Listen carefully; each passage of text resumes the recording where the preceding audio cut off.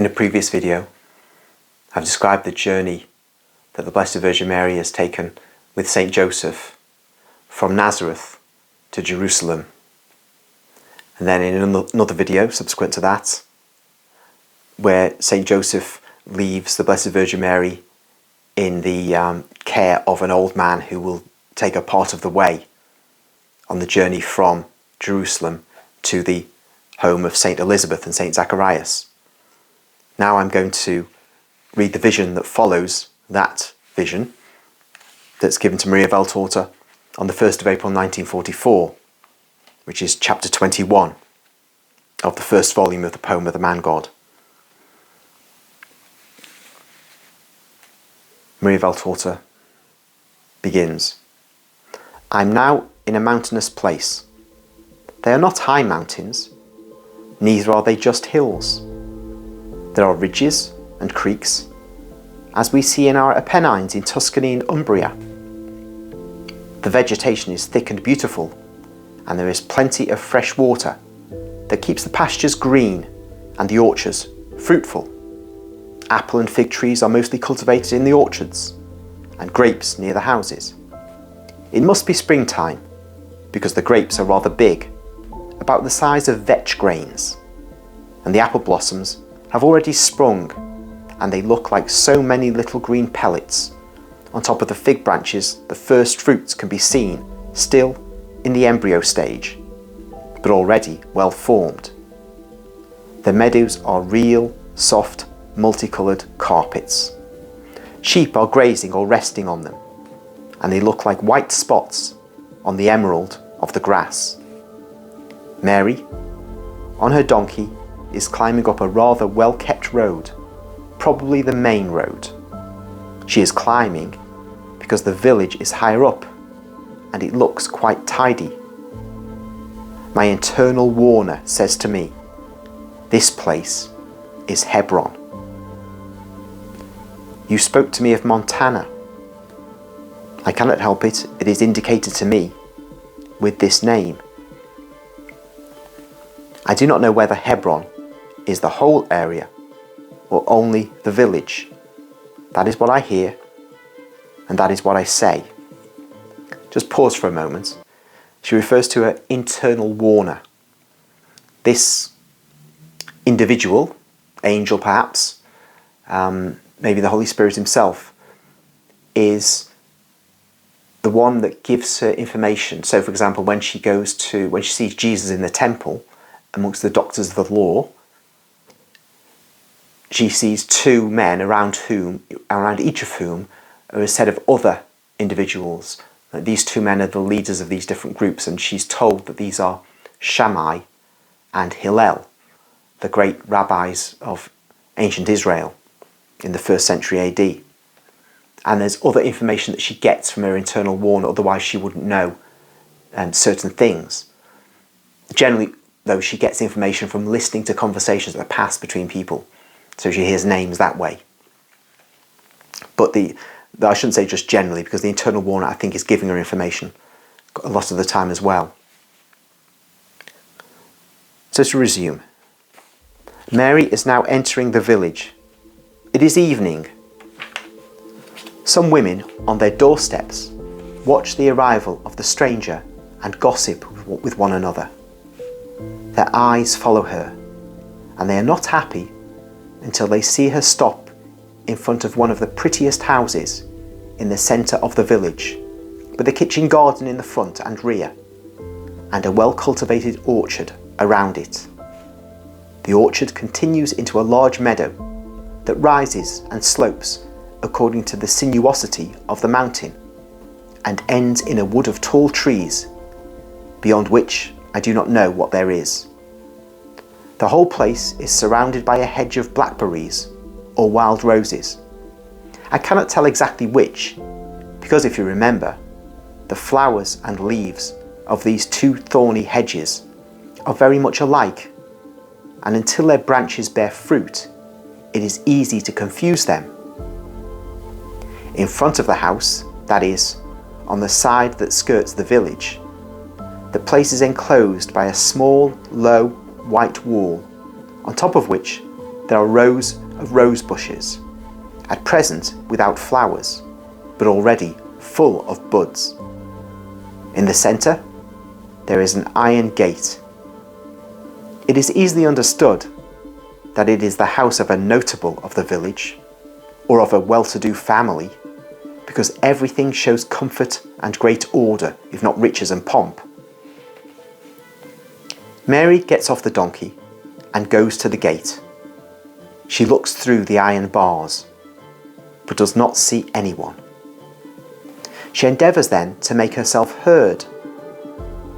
A little old woman, who, more curious than the others, has followed her, shows her a strange gadget that is used as a bell.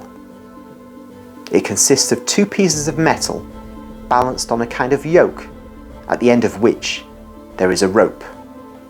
When the rope is pulled, the two metal pieces strike each other and give the sound of a bell or gong.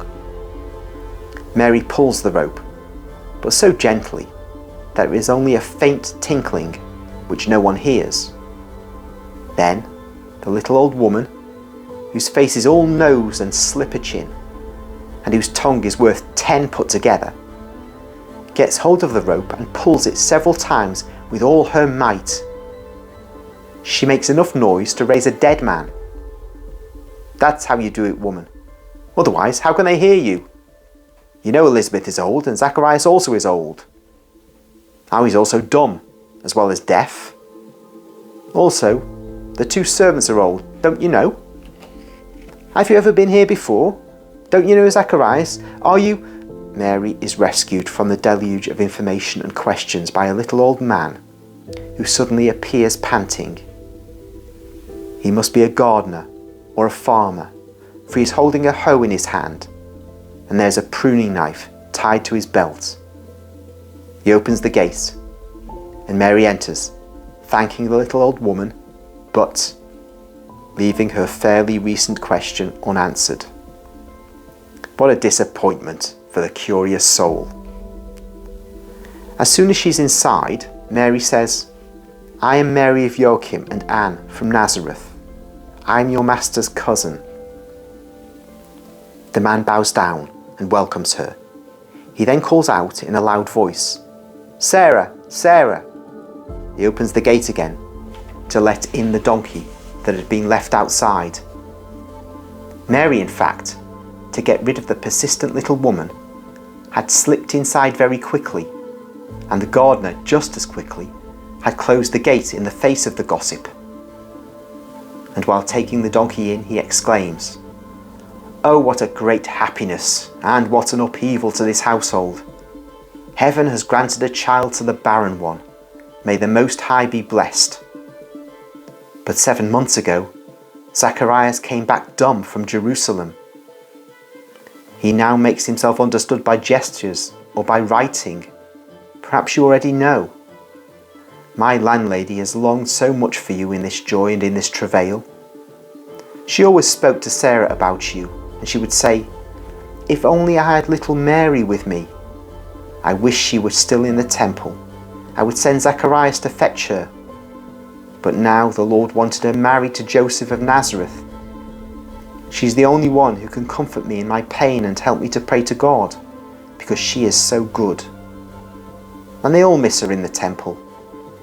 On the last feast day, the last time I went to Jerusalem with Zacharias to thank the Lord for the child he's given me, her teacher said to me, "The temple seems to be without the cherubim of the glory, since Mary's voice is no longer heard inside the walls." He then shouts again, "Sarah, Sarah!" My wife is a little deaf, but come please, I'll show you the way. Instead of Sarah, a fairly old woman appears at the top of the staircase on one side of the house. Her face is all wrinkles, and her hair is very grey. It must have been very black at one time, because her eyelashes and eyebrows are still very dark, and also, from the colour of her face, one can tell that she was swarthy. Her present, very obvious pregnant condition is a strange contradiction to her evident old age, notwithstanding her wide and loose dress. She looks down, shading her eyes with her hand. As soon as she recognizes Mary, she raises her arms to the sky and utters an "oh" of joy and surprise. She then rushes as fast as she can towards Mary. Also Mary, who always moves very quietly, now runs as swift as a little deer and reaches the foot of the staircase at the same time as Elizabeth. And she embraces, with great affection, her cousin who is crying with joy at seeing her. They remain embraced for an instant, and then Elizabeth detaches herself, exclaiming, "Ah!" an exclamation of mingled joy and sorrow, and she places her hands on her enlarged abdomen. She bows her face and turns red and pale, alternately. Mary and the servant hold out their hands to support her, because she staggers as if she were unwell. But Elizabeth, after a moment of concentration, lifts her face, which is now so bright that she looks much younger.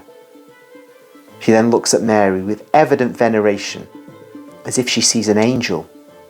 She bows in a deep salutation, exclaiming, "You are blessed amongst all women. Blessed is the fruit of your womb." She says exactly that, two clearly separate sentences. "How did I deserve that the mother of my Lord should come to me, your servant?" There, at the sound of your voice, the child leapt out of joy in my womb. And when I embraced you, the Spirit of the Lord whispered deepest truths to my heart.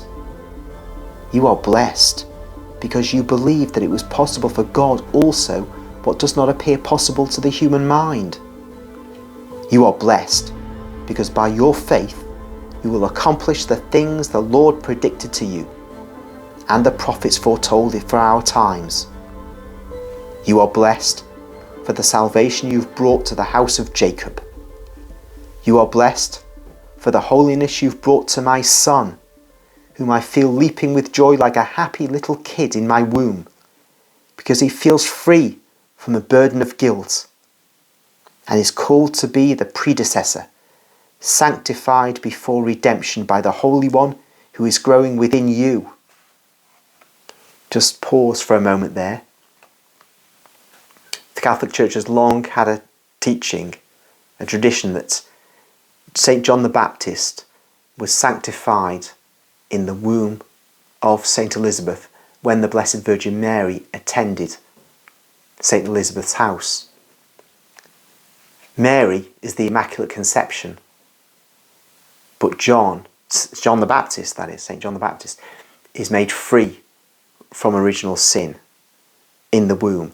We, ordinary mortals, are made free of original sin at our baptism, ideally when we are babies, but if we're converts, then later.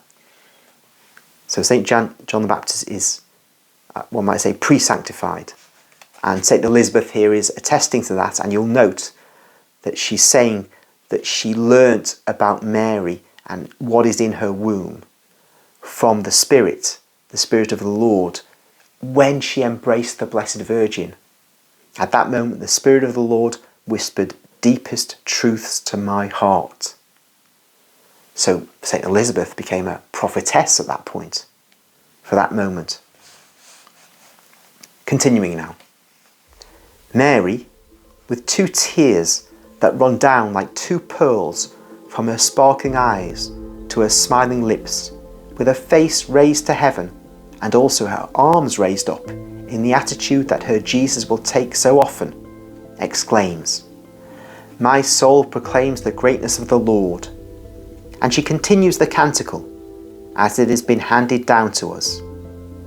At the end, at the verse, "He has come to the help of Israel, his servant," etc., she puts her hands on her breast, kneels down, stooping to the ground, adoring God. The servant, who quite wisely had disappeared when he realised that Elizabeth was not really physically unwell, on the contrary, she was confiding her thoughts to Mary, is now coming back from the orchard with a solemn old man whose hair and beard are completely white, and who greets Mary from a distance with great gestures and loud guttural sounds. Zacharias is arriving, says Elizabeth, touching the shoulder of Mary, engrossed in prayer. My Zacharias is dumb. God has punished him because he did not believe. I will tell you later. But now, I hope that God will forgive him, because you've come, you, full of grace. Mary rises and goes to meet Zacharias. She stoops to the ground in front of him, kissing the hem of his white robe that reaches down to the ground. It is a very wide robe, held tight to the waist by a large embroidered braid. Once again, I'll stop for a moment. There we have the Blessed Virgin, to whom Gabriel made the most earth-shattering announcement in the entirety of the history of the human race. She's bearing God in her womb, and she's now bowing to Zacharias. It says she kisses the hem of his white robe. Notice she didn't do that with Elizabeth, and I think it's because, as Mary says elsewhere, that no matter how holy you are, you must still see yourself as nothing in the sight of God. And so Mary and Joseph, as we know from my previous video, they went to the temple to pray as soon as they arrived in Jerusalem, and they tied the donkeys up. And here we have Zacharias, who's a representative of the temple because he's a priest of God. Now, the Catholic priesthood is far greater than the priesthood that Zacharias represented, because the Catholic priesthood is the priesthood of the high priest Melchizedek, and Jesus's feast as high priest, eternal high priest, is due in the near future. I can't remember the exact date. It may be the beginning of June. But it's just worth not just skipping over without noticing, but pausing to reflect that the Blessed Virgin kisses the hem of Zacharias. And this is even after Saint Elizabeth has told her that God has punished Zacharias for his sin. Mary doesn't necessarily know why that happened yet. It looks like she doesn't know at all, and there's no indication prior to this in the previous visions that Saint Joseph had told her about Zacharias, because otherwise Mary would not have had to tell Saint Joseph that Elizabeth is pregnant. Nonetheless, we have a sinful Zacharias before whom the Blessed Virgin Mary bends down and kisses the hem of his robe. And that's a lesson for us Catholics to, obviously we don't bend down and kiss the hems of the soutane of our Catholic priests, if the priesthood wears that venerable garment. But you can see why there's a long-standing tradition of kissing the priest's hand, of kissing the ring of the bishop. It's not just some kind of Catholic little odd bit of behaviour, which belongs to the pre-modern period, and we're enlightened now, and we're a people of equals, and so we shouldn't venerate our priests in this way. No. The Blessed Virgin Mary is an example, and if I just did a single video on that small paragraph about what that tells us about how our attitude should be to our priests, and don't forget, as I said, to repeat, Zacharias was a sinner, as the Blessed Virgin had been told by Elizabeth. This was a sin graver than most ordinary sins that priests can commit, because it caused the angel Gabriel to stop up Zacharias' mouth. So it's a really serious sin that Zacharias had committed. So though Catholic priests may commit serious sins, we still have to recognise they are priests, and they deserve our respect as priests. They may need, if they go stealing or whatever it is, need to be punished by the secular authorities, but nonetheless they are priests. I think though that tussle between church and state, which is very much exemplified in one of our national heroes, St. Thomas of Becket, that the church's ministers are not to be touched by the king's ministers. That tussle was there because we know there's a special role that our priests have, and that one doesn't treat a priest when he commits crimes in the same way you treat a secular person. That horrifies the worldly, the atheists, the agnostics, the non-Catholics. Doesn't matter. Doesn't matter to us Catholics what shocks them. Their time is coming to an end. It just so obviously is when you look at the way the world is going. But that tussle between church and state, and the church's insistence of its rights, that it would punish the priests. And it should punish them severely when they commit crimes, but it's the church that should do it. Ideally not the secular authority, but because the church does not have that power in modern societies, the secular authorities has to do that. But it's not actually ideal. It's not the best way. It's not satisfactory. But then history moves in ways which are not always satisfactory to the church. That's been the way it has been from the beginning. We must accept that. But I think I better stop this now because we're going to lose the thread of this account. The Blessed Virgin Mary, just to recap, has encountered Saint Zacharias and has shown her great respect for his priesthood. Zacharias welcomes Mary by gestures, and they both move towards Elizabeth. They all enter a room on the ground floor. It is a wide room, tastefully arranged, where they make Mary sit down and they offer her some new milk, there is still foam on it, and some small cakes. Elizabeth gives some orders to the maidservant, who has appeared at last, her hands still covered with flour, and her hair whiter than usual because of the flour dust on it. Perhaps she was baking bread. She gives orders also to the male servant, whose name I hear is Samuel, and tells him to take Mary's trunk to a room which she indicates to him. She thus fulfills her duties of a landlady towards her guest. In the meantime, Mary is replying to the questions Zacharias is asking her, writing them on a wax tablet with a stylus. From her answer, I understand that he's asking her about Joseph and her married life with him. I also understand that Zacharias has been denied all supernatural light about Mary's state and her condition of mother of the Messiah. Elizabeth goes near her husband and, laying her hand on his shoulder in a loving attitude, as if she were caressing him chastely, she says to him, "Also Mary is a mother. Rejoice over her happiness." But she does not say anything else. She looks at Mary, and Mary looks at her, but does not encourage her to say more. And Elizabeth keeps silent. A sweet, very sweet vision. It obliterates the horror of the sight of Judas's suicide. Just pause for one moment.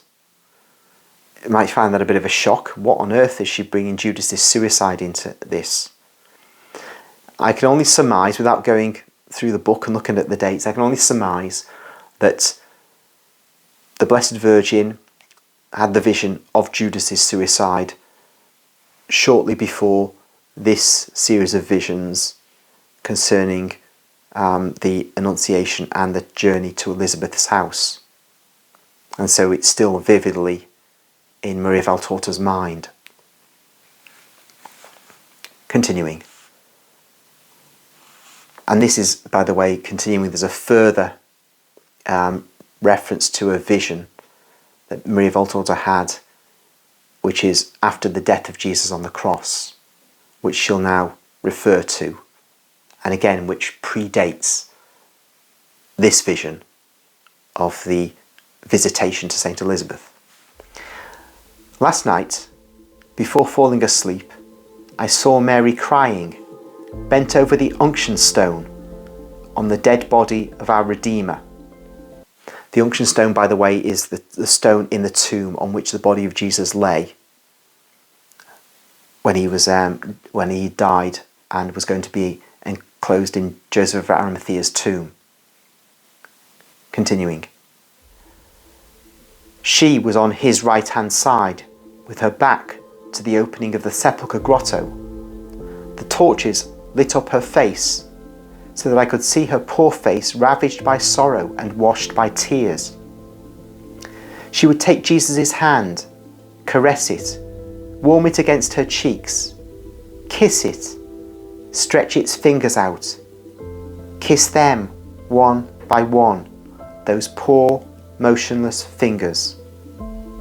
Then she would caress his face, would bend down to kiss his open mouth, his half-open eyes, his wounded forehead.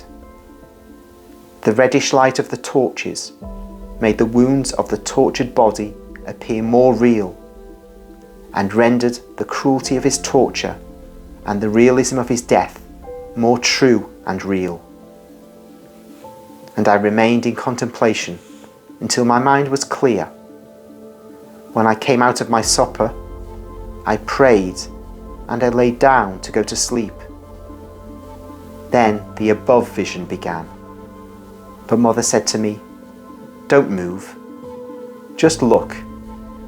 You will write it tomorrow." In my sleep, I dreamt it all over again. When I woke up at 6:30, I saw what I had already seen, both when I was awake and in my sleep. And I wrote while I was seeing. Then you came and I asked you if I could add the following. They are various sketches of Mary's stay in Zacharias' house. And that's the end of the chapter. But just that brief segment of the vision of the Blessed Virgin Mary in the sepulchre with Jesus' body. At some stage I will recount the vision, the complete vision of that. But Mary was absolutely frantic at that time. Of course, none of the evangelists tell us about this, but she was absolutely frantic. And obviously we can deduce that she must have been there because she's at the foot of the cross, as St. John tells us. So she wouldn't stay there or go back to the supper room while Joseph of Arimathea and Nicodemus would take the body to Joseph of Arimathea's tomb. That would be absurd. No, she would go with the body. She would not be left alone without it. She would not leave her Jesus alone while she's utterly frantic in the tomb. I won't go into detail about that.